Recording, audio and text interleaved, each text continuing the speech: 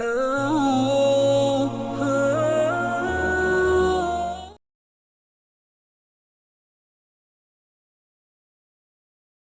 want to share with you a story that shook me, and it shook the people who were there at the moment that this happened. Approximately 7 years ago in Ireland, the university students there, the boys actually specifically, the men, they had a hiking survivalist type of camp or retreat in which they were trying to live off of the basic resources of nature. This was a really rough camp and they never did this again. As they were hiking in the mountains, one of the brothers, I think 20 or 21 years old, he slipped, and when he fell, something punctured his body and he started bleeding out. Now he's bleeding out, they're in the middle of nowhere, and they don't know what to do. None of them are practiced physicians, none of them are certified to do anything. All they did was, as he's on the ground, they started putting pressure on the wound. And the one who's saying this to me, and he's almost crying as he's relaying this story, he said, we told him everything will be okay, don't worry. He's bleeding out. You have no cell phone reception. You have nothing, nobody to help you. And as he's bleeding out and they're telling him, they're surrounding him, telling him everything will be okay, the one who's saying this to me said, I started worrying, what if this guy died right now? What if he actually dies? So he said, just in case, I told him to say La ilaha illallah. A phrase that for you and I right now, you can say so lightly your lips don't have to move. La ilaha illallah. I know like half of you just tried it. La ilaha illallah. The phrase of salvation. The phrase of happiness and success, the phrase that the Prophet ﷺ and the messengers worked for, so you and I could say it today. La ilaha illallah. They told him, say La ilaha illallah. He did not respond. He said, can you hear us?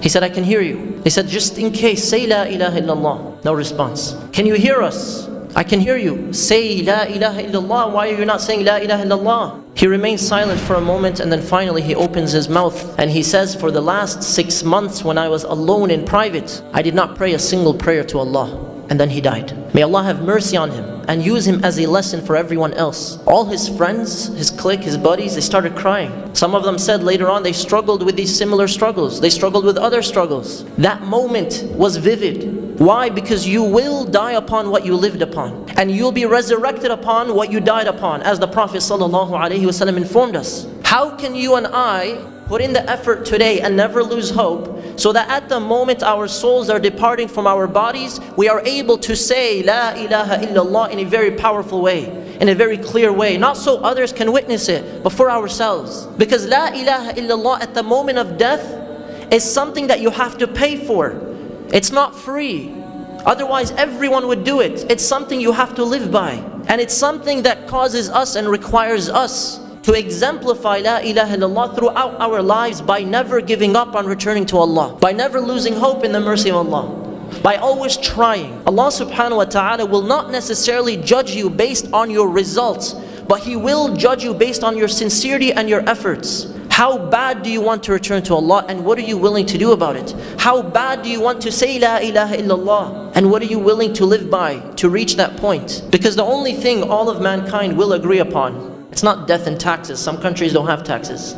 The only thing that all of mankind will agree upon is death. Every one of us knows that eventually one day we'll depart from this world. It's not a sad thought, and it's not a thought that should cause us to be gloomy or depressed or stagnant in our actions. Death is a thought that should get us to act more productively today. Death is a thought that should get us to be more grateful for the blessings that we have, and to use those blessings in ways that are pleasing to Allah subhanahu wa ta'ala. If you want a good ending in this world, always return to Allah subhanahu wa ta'ala sooner than later. Never procrastinate your return to Allah. Allah is always waiting for you and I, and He is the most loving, the most forgiving, the ever living. Allah subhanahu wa ta'ala is the most gracious.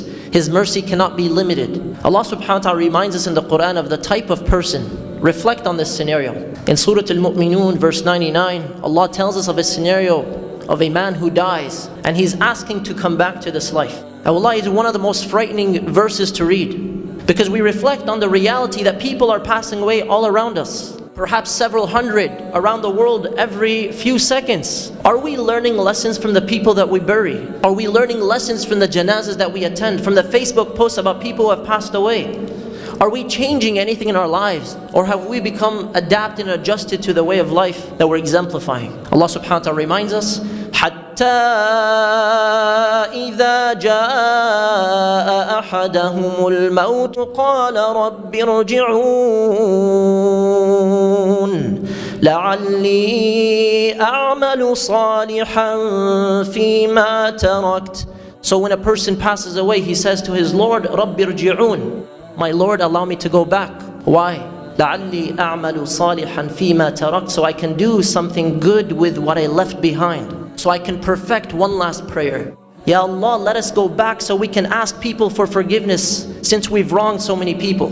Ya Allah, let us go back so we can leave matters on a good note with our parents, with our spouses, with our children, with our neighbors, with people who have a right upon us. Ya Allah, let us go back so we can use our wealth in ways that are pleasing to you. Ya Allah, let us go back for one last chance, one last opportunity to really exemplify La ilaha illallah, to really return to you in a sincere return, in a sincere repentance. We all have blessings, and the greatest blessing that you have is that your heart is beating right now, and that you have the ability at any moment to simply say, Ya Allah, forgive me. Ya Allah, I return to you. Ya Allah, help me. Ya Allah, guide me. Ya Allah, give me more strength and dedication to your faith.